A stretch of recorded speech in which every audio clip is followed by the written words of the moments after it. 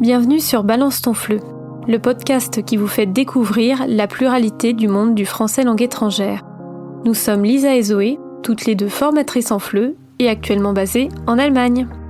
Dans ce podcast, nous vous invitons à découvrir les différentes facettes du FLE, car c'est un domaine où l'on a toutes et tous un parcours singulier qui vaut la peine d'être partagé. Il s'agit aussi d'un domaine éminemment politique, à la croisée de plusieurs disciplines telles que la sociolinguistique et la didactique. C'est pourquoi nous aborderons ces questions passionnantes sous différents formats, portraits, témoignages ou encore débats. Par ailleurs, si vous souhaitez partager votre expérience avec nous, vous pouvez nous contacter à bonjour@balancetonfleu.fr. Nous nous ferons un plaisir de vous lire et peut-être même de vous inviter à partager un moment audio avec nous. Que vous soyez étudiant ou enseignant, curieux ou passionné, rejoignez-nous dans cette belle aventure linguistique. Notre série franco-allemande est déjà bien entamée et on espère que les épisodes publiés jusqu'ici vous plaisent. Nous allons parler avec notre invité du jour du programme des assistants de langue mis en œuvre par France Éducation Internationale, anciennement connu sous le nom CIEP. Éligibilité, rémunération, horaire, on vous explique tout dans cet épisode. La campagne de candidature pour 2022 a déjà ouvert début janvier, alors n'hésitez pas à postuler pour vivre une expérience professionnelle incroyable, mais également très enrichissante d'un point de vue personnel. Bonne écoute! Bonjour Louise, tu es chargée de coopération internationale au service des assistants de langue et de la mobilité pour France Éducation Internationale. Mais avant de parler un peu plus de ton travail et du programme d'assistant de langue, nous proposons à nos invités un portrait chinois. Est-ce que tu voudrais bien te prêter à ce jeu, s'il te plaît? Oui, bien sûr. Si j'étais une ville, je serais Leipzig parce que c'est une ville où j'ai habité et que j'ai beaucoup aimée. Une ville urbaine, mais en même temps très aérée avec beaucoup de parcs. Une ville très agréable à vivre. Et si tu étais une région? Si j'étais une région, je serais l'Alsace parce que entre France et Allemagne, c'est une région où j'ai grandi pendant 10 ans. Tu es originaire d'où, si ce n'est pas trop indiscret? J'ai grandi à Münster, dans la vallée de Münster. On connaît peut-être mieux pour son fromage. C'est ça. Très odorant, mais très, très, très bon. Et si tu étais une spécialité culinaire, serais-tu un Münster? Alors non, je ne serais pas un Münster, mais je serais une Schwarzwald, ou une forêt noire. Idem, parce que c'est un gâteau que j'ai beaucoup mangé dans mon enfance et que j'aime beaucoup aussi la région de forêt noire en Allemagne. Bon, au vu de tes réponses, je vais pas te demander ta relation avec le franco-allemand, elle est plus qu'évidente. Et pour apprendre à te découvrir, mais de manière un peu moins ludique, si je puis dire, est-ce que tu pourrais nous en dire un peu plus sur ton parcours professionnel et universitaire? Oui, alors j'ai grandi en Alsace où j'ai fait de l'allemand en primaire et après en déménageant dans l'ouest de la France, il y avait moins d'allemand, mais j'ai repris au lycée puis à la fac en faisant une licence LEA anglais-allemand. Et après cette licence anglais-allemand, j'ai fait un master FLE, donc enseignement du français langue étrangère, à Poitiers, puis à Strasbourg. Et je suis partie, moi aussi, en tant qu'assistante de langue en Suisse alémanique, à 2 reprises, avant d'enseigner pendant quelques années et d'être VIA ensuite, volontaire international en administration en Allemagne, justement à Leipzig. Et là, cela fait un peu plus de 2 ans que je travaille pour le programme des assistants de langue à Sèvres, à côté de Paris. Tu travailles pour France Éducation Internationale, donc a priori tous les acteurs du FLE dans le monde connaissent FEI, anciennement CIEP, mais avant d'entrer dans le vif du sujet qui est ton service, est-ce que tu pourrais nous parler un petit peu de ton institution ? Oui, donc effectivement, FEI, France Éducation Internationale, qui est le nouveau nom du CIEP, s'occupe donc principalement de projets en coopération éducative. Par exemple, ça peut être des réponses à appels à proposition Erasmus+, ou des demandes de ministère de l'Éducation étranger. FEI s'occupe aussi donc de formation en éducation avec notamment les BELC, le numérique éducatif, la plateforme de formation en ligne FEI+. Et de diplômes en langue française qui sont connus de beaucoup, comme le DELF-DALF, TCF et également un test de positionnement qui s'appelle EvaLangue. Et FEI s'occupe notamment de reconnaissance d'équivalence de diplômes internationaux. C'est un service ENIC-NARIC. Et le service qui me concerne, en l'occurrence, de la mobilité, des assistants de langue et de la mobilité, qui s'occupe de mobilité pour les assistants de langue, mais aussi pour les professeurs, par exemple les professeurs qui vont enseigner en Louisiane avec le programme Codophile ou des professeurs qui font des stages linguistiques dans des pays à l'étranger. Donc, ton service, c'est celui des assistants de langue et de la mobilité. Donc, vous êtes en charge, vous êtes responsable du programme d'assistante français à l'étranger. Mais est-ce que tu peux nous en dire un peu plus sur ce programme et aussi nous donner les dates clés dans l'année pour devenir assistant de langue, notamment en Allemagne? Oui, alors effectivement, donc c'est un programme qui existe depuis bien longtemps, depuis 1905. Donc à l'origine, il y avait que quelques pays, et depuis, on a plus d'une soixantaine de pays qui y participent pour deux volets, c'est-à-dire qu'on a des assistants de langue française qui vont justement être assistants de langue française à l'étranger, et l'Éducation nationale en France accueille aussi des assistants de langue vivante étrangère, qui sont, eux, à peu près 4500 chaque année dans les écoles en France. Et c'est un programme qui s'adresse en majorité aux étudiants qui sont inscrits dans l'enseignement supérieur au moment du dépôt du dossier et qui veulent partir pendant une année, enseigner leur langue, leur culture dans un pays à l'étranger. En général, donc ils interviennent dans des classes ou dans des demi-groupes, donc avec ou sans le professeur, pour faire travailler les élèves sur la production orale, la compréhension orale, et faire découvrir leur pays, alors qu'ils sont français, donc la France à l'étranger, mais pour les étrangers qui sont en France, leur pays étranger en France, dans l'école. Chaque année, le recrutement ouvre à peu près en janvier pour les assistants de langue française. Donc cette année, ce sera le 4 janvier 2022 sur le site de France Éducation Internationale. Et peut-être, une précision, effectivement, pour l'Allemagne et les pays germanophones, les anciens assistants, les étudiants, les services civiques-ophages peuvent aussi candidater. D'accord. Alors, tu nous as dit que les inscriptions sont ouvertes depuis le 4 janvier 2022. Jusqu'à quand on peut candidater à un poste d'assistant de langue en Allemagne, en Autriche, près de FEI ?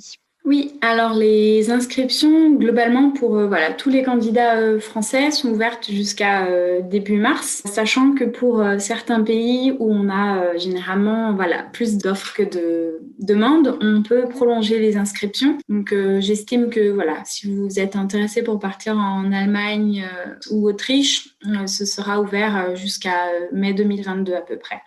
D'accord. Et l'Allemagne et l'Autriche sont des pays avec beaucoup d'offres, mais avec peu de demandes ?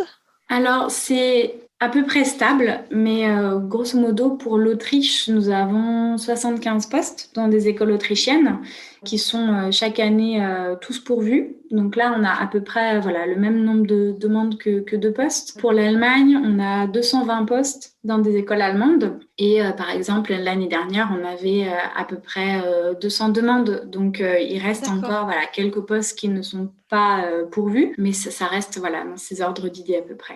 D'accord. Et est-ce que par rapport aux autres pays, est-ce que tu as l'impression que l'Allemagne n'est pas attractive ou pareil, la tendance est stable? Parce que j'imagine que, par exemple, pour partir en Nouvelle-Zélande ou pour avoir un dépaysement total, il y a énormément de monde pour très peu de postes. Oui, on n'a pas de problème, effectivement, pour voir les postes. Pour la plupart des pays anglophones sont, par exemple, très demandés. L'Espagne aussi, plus demandée, l'Italie. Le fait que moins de personnes parlent allemand joue aussi sur le nombre de demandes. C'est-à-dire, on voit à l'école, en France, école primaire, collège, lycée, il y a moins de personnes qui apprennent l'allemand. Donc, forcément, ça peut se répercuter ensuite sur les personnes qui sont germanophones ou germanophiles. La tendance est à peu près stable, mais on a toujours plus d'écoles allemandes qui souhaitent accueillir des Français. Et alors, je ne sais pas si tu es au fait de ces chiffres-là, mais moi, quand j'étais au lycée en Bourgogne, j'ai eu 3 assistants d'anglais. Il y avait un Britannique, une Indienne, une Américaine, mes 3 années de lycée, mais on n'a jamais eu d'assistant d'allemand dans mon lycée. Est-ce qu'il y a plus de place pour des assistants anglophones en France que pour d'assistants germanophones ? Alors oui, il y a plus de postes d'assistants anglophones en France. Il y a aussi plus de demandes d'anglophones pour venir en France que de germanophones. Peut-être parce qu'il existe aussi beaucoup d'autres programmes de mobilité pour les Allemands ou les germanophones. Et on a, par exemple, pour l'allemand en France, donc des Autrichiens, des Suisses et des Allemands. Et pour l'anglais, on a beaucoup plus de pays, voilà, Nouvelle-Zélande, États-Unis, Canada, les Caraïbes, l'Irlande, le Royaume-Uni, l'Australie. Ça fait aussi beaucoup plus de pays anglophones qui participent et maintenant l'Afrique du Sud, le Kenya, le Ghana, le Nigeria. Donc c'est voilà, un éventail beaucoup plus large. Oui, beaucoup plus de candidats potentiellement aussi. Et effectivement, les jeunes Allemands ou les jeunes Autrichiens qui voudraient partir en France ont quand même pas mal de possibilités avec l'OFAGE et d'autres institutions de la sorte.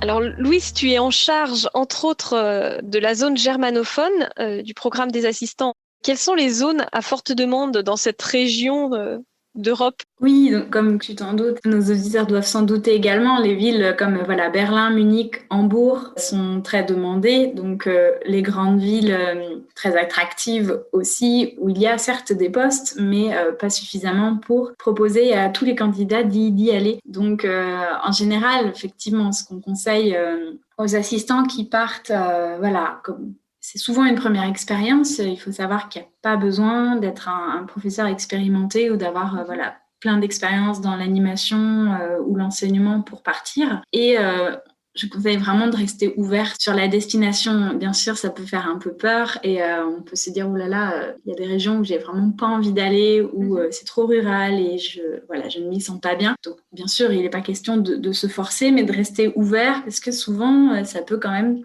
amener à de bonnes surprises. Et ça a été mon cas d'ailleurs. J'étais pendant 1 an et demi dans un petit village en Suisse et c'était vraiment professionnellement dans l'enseignement du FLE une des meilleures expériences que j'ai eues. Donc je dirais soignez votre dossier comme pour toute candidature. Soignez votre dossier si vous candidatez pour ce programme. C'est que vous avez envie de faire découvrir votre langue, votre culture, ou votre région de France. Et l'orthographe, la cohérence de votre projet sont très importants pour la candidature. Il y a une certaine sélectivité, c'est-à-dire que c'est juste une question. Si moi, par exemple, je veux absolument être assistante à Berlin parce que Berlin, c'est hype, mais que je suis en orthographe, je suis pas irréprochable, que j'ai aucune expérience dans le FLE, est-ce que ça veut dire que j'ai moins de chances d'aller à Berlin ou pas? Alors, je dirais que on va regarder, si c'est votre premier vœu et que d'autres personnes ont effectivement un meilleur dossier et plus soigné, parce que bien sûr, on peut ne pas être tip-top en orthographe et c'est le cas de beaucoup d'entre nous et en soi, c'est pas vraiment un problème. Mais pour ce petit moment précis du dépôt de votre candidature, faites-vous relire, sinon c'est toujours un plus. Mais il faut forcément faire des choix, donc ça peut être effectivement ou sur l'expérience ou la motivation ou la projection, pourquoi vous souhaitez Berlin. Et par exemple, déjà vivre dans une région d'Allemagne n'est pas suffisant pour obtenir un poste dans cette région, parce qu'on part du principe aussi que le programme d'assistant de langue est un programme de première mobilité. Et on veut donner la chance à tout le monde d'y participer et aux étudiants qui sont en France et qui n'ont pas encore découvert l'Allemagne ou un autre pays de le découvrir. Donc, les personnes qui sont déjà sur place peuvent postuler et ne seront pas forcément prioritaires pour un lieu dit parce qu'elles y sont déjà et ce un peu par équité pour ceux qui ne sont pas encore partis. Tu disais que l'année dernière, il y avait 220 postes, mais que 200 ont été pourvus. Est-ce que ça veut dire que si on est déjà assistant une année, on peut candidater une deuxième année en Allemagne ou en Autriche, en zone germanophone? Et c'est vrai, je ne l'ai pas mentionné, nous avons aussi un poste Liechtenstein, donc pour ouvrir un peu la zone germanophone. Bien sûr. Variété. Effectivement, grosso modo, sur les années précédentes, on était même autour de 150 à 200 personnes en Allemagne. Parmi ces personnes, il y a des renouvelants. Donc, effectivement, on peut faire la demande pour rester une seconde année. Et cette année, par exemple, il y a une vingtaine de renouvelants, donc des personnes qui ont déjà été assistants et qui soit ont demandé à rester dans la même région, la même école, ou à découvrir une autre région. D'accord. Combien de fois, entre guillemets, on peut renouveler? Seulement une fois ou 2 fois indéfiniment? En général, c'est 2 fois. Enfin, en général, on peut être assistant de langue 2 fois. Certains, à la marge, le font une 3e année. En général, ça permet aussi de voir si on aime l'enseignement et si c'est le cas, certains, s'orientent vers des études pour être prof s'ils ne le sont pas déjà, ou alors de trouver une autre voie professionnelle dans le franco-allemand ou autre. Oui, une bonne partie des assistants deviennent France Mobile, font un stage à l'Institut français, à l'OFAGE. Enfin, c'est vrai que c'est un monde où on se retrouve et c'est assez agréable. Oui, c'est un microcosme où on se retrouve rapidement, effectivement. Voilà, un microcosme franco-allemand dans le FLE. Et c'est tout à fait notre thème, donc c'est formidable.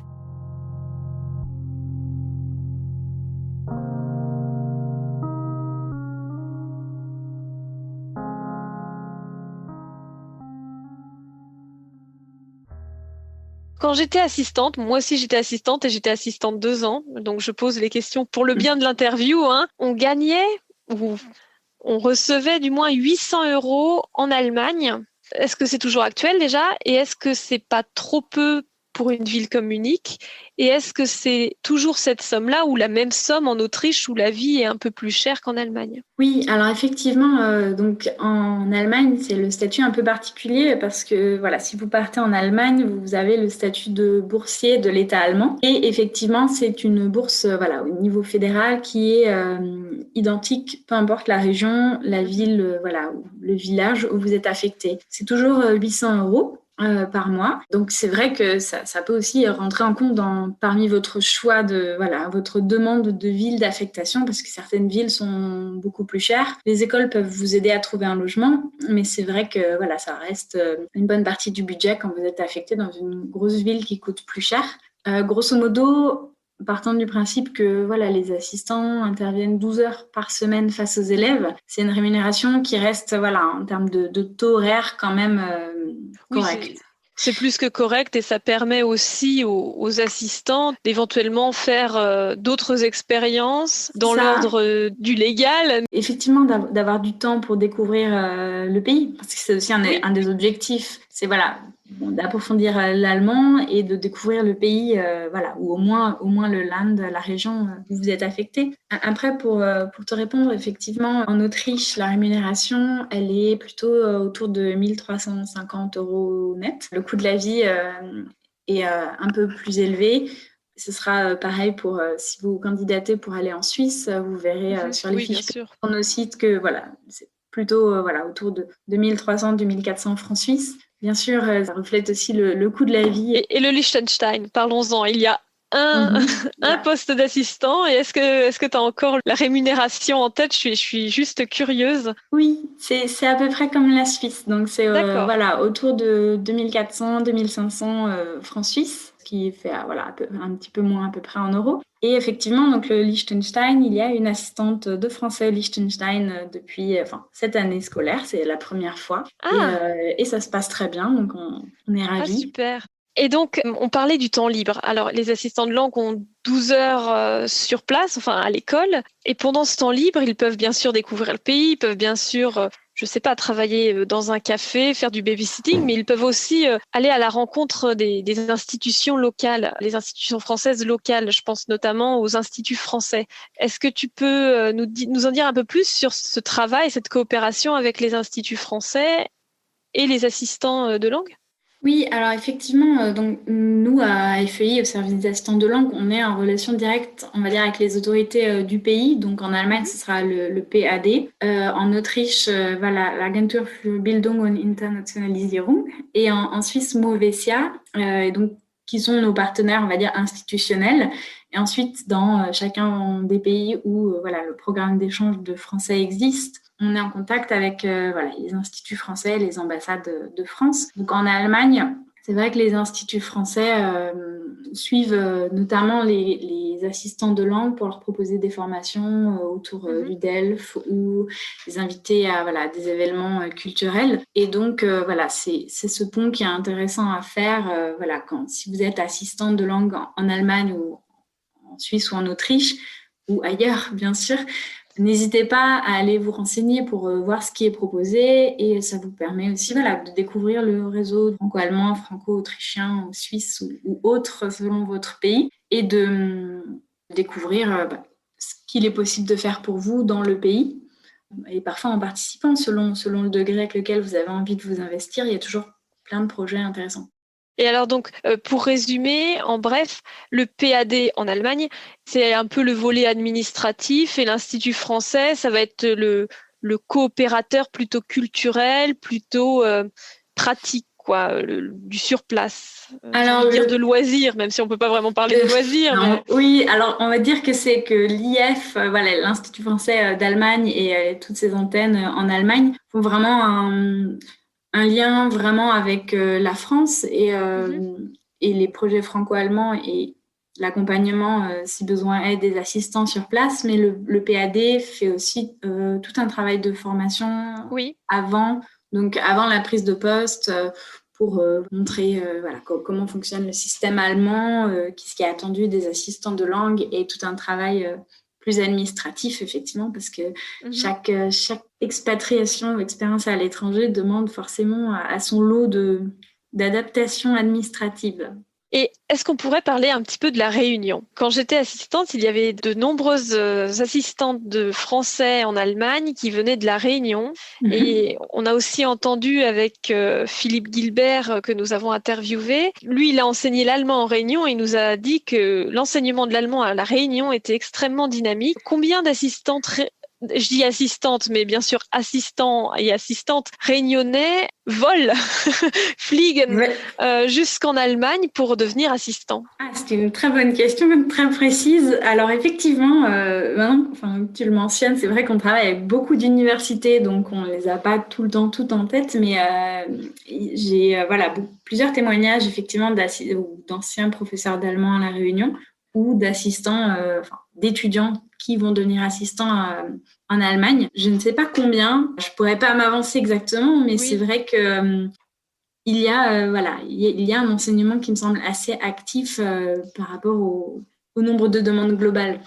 Oui, puis j'imagine que ça dépend des années naturellement et aussi par exemple là, avec le Covid, j'imagine que ceux qui viennent de très loin comme nos amis réunionnais, c'est beaucoup plus difficile que pour les assistants qui viendraient d'Alsace. Ou est-ce que ça a eu une influence d'ailleurs ? Oui, forcément, c'est plus difficile. Après, on touche du bois et on croise les doigts ou on serre les pouces parce que effectivement, le programme a quand même continué avec le Covid. Et voilà, vous qui nous écoutez, si ça vous intéresse, et j'imagine que c'est une question que vous vous posez, le programme a continué avec la grande majorité des pays. Bien sûr, les pays qui ont fermé leurs frontières, c'est plus compliqué. Mais on a vraiment beaucoup d'assistants qui sont partis et beaucoup d'assistants qui viennent. Et parfois, peu importe les distances, effectivement, parce que, comme on le disait, pour certains endroits, il y a peut-être moins de possibilités de mobilité aussi. Et ce programme le permet. Donc, on touche du bois, vraiment. D'accord. Je vais pas mentir en vous disant que ça n'impacte pas la façon de travailler parce que c'est moins drôle d'enseigner une langue avec un masque. C'est moins drôle de devoir respecter plein de gestes barrières quand on veut faire découvrir langue et culture. Mais sachez que c'est quand même possible et que ça se passe bien pour ceux qui se lancent.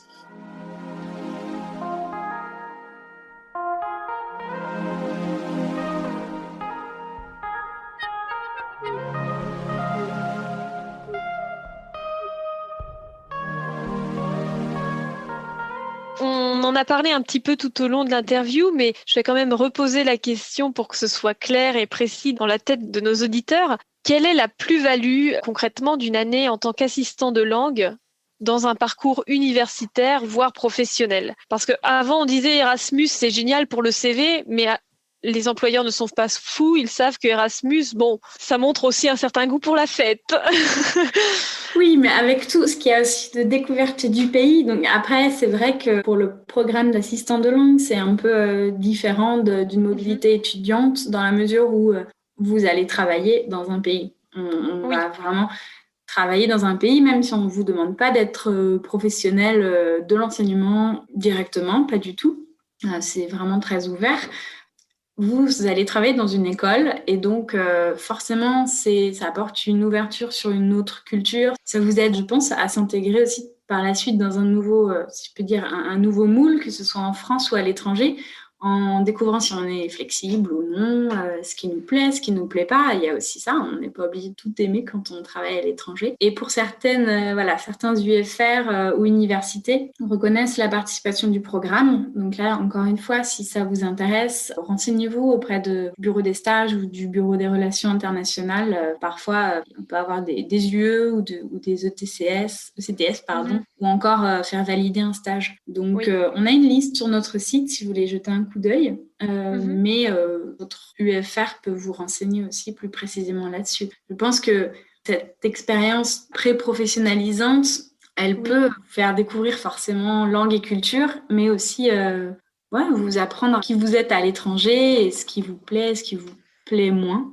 Sauf erreur de ma part, je ne peux pas parler au nom de toutes les universités françaises, mais je crois même qu'1 voire 2 années d'assistant peut servir de validation d'acquis pour une éventuelle entrée en master. Par exemple, si on a fait, je sais pas, une licence en philosophie et qu'on veut, ce qui est mon cas, et qu'on veut faire un master FLE, on peut par validation d'acquis intégrer le master FLE grâce à ces années en tant qu'assistant de langue.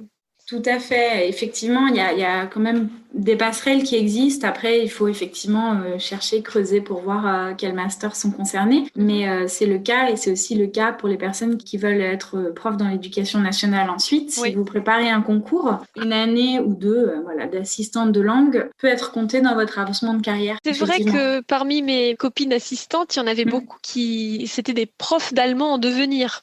Oui. Est-ce que tu as sous le coude des statistiques du parcours Non, oui, ça change tellement. Puis disons que c'est très ouvert. On a un futur groupe d'anciens, ce qu'on peut appeler un peu alumni, mais pour justement suivre tout ça, savoir ce que les gens deviennent ensuite. Grosso modo, en tout cas, beaucoup des professeurs d'allemand en France peuvent avoir été assistants, mais c'est pas une obligation actuellement. Après, c'est vrai que ça demande de partir 1 an quand même. C'est très riche, ça apporte beaucoup, mais certaines personnes ont envie de se lancer directement dans le monde du travail.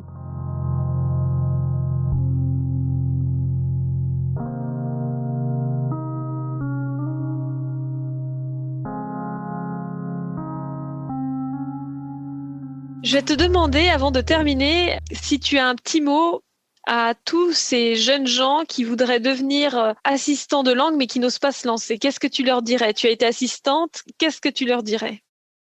Oui, effectivement, je te cache pas que c'est dur d'être objectif. Donc voilà, vous qui nous écoutez, effectivement, si c'est quelque chose que vous envisagez, regardez des témoignages. On a une chaîne YouTube sur laquelle on a aussi pas mal de témoignages d'anciens assistants ou d'assistants ambassadeurs pour avoir une idée un peu plus fine de ce que ça peut être. Et me concernant, tous les anciens assistants que je côtoie ou que j'ai côtoyés, c'est une expérience qui change la vie, qu'elle soit personnelle ou professionnelle.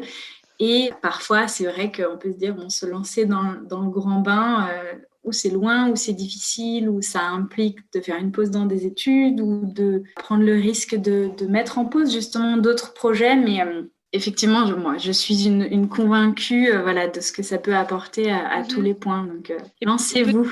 Et peut-être que l'Allemagne ou la zone germanophone, c'est peut-être aussi un bon point pour commencer, étant donné que ce n'est pas si loin que ça. Par ailleurs, autant je crois dans les pays anglophones, ils sont assez exigeants sur le niveau d'anglais, alors qu'en Allemagne, on peut être assistant même en ne parlant pas allemand. J'ai déjà rencontré. Bon, bien sûr, c'est apprécié. On ne demande pas un bilinguisme en allemand. On demande d'avoir l'équivalent d'un A2. Donc c'est quand même accessible. Vous débrouillez aussi dans le pays. Sans traducteur, et maintenant, bien que la technologie fasse des merveilles, c'est quand même plus sympa de parler aux gens. Mais effectivement, le niveau d'allemand, c'est un des objectifs, il est plus bas, et pour que chacun aussi puisse s'améliorer, c'est un des objectifs effectivement du programme. Merci Louise. Merci à toi. Merci d'écouter et de soutenir notre podcast. N'hésitez pas à nous suivre et à réagir via nos réseaux sociaux. Nous sommes présentes sur Instagram, Facebook et LinkedIn. Pour aider le podcast à se faire connaître, vous pouvez aussi laisser 5 étoiles sur Apple Podcast et un petit commentaire. Et si vous souhaitez en savoir plus sur Balance ton fleu et recevoir du contenu exclusif, vous pouvez vous inscrire à notre newsletter et consulter régulièrement notre site internet www.balancetonfleu.fr. Vous pouvez également nous contacter par email à l'adresse bonjour@balancetonfleu.fr. Côté technique, Karma Instru a réalisé la bande-son et Aude Langlois le mixage. Les liens vers leur réseau sont en barre d'infos.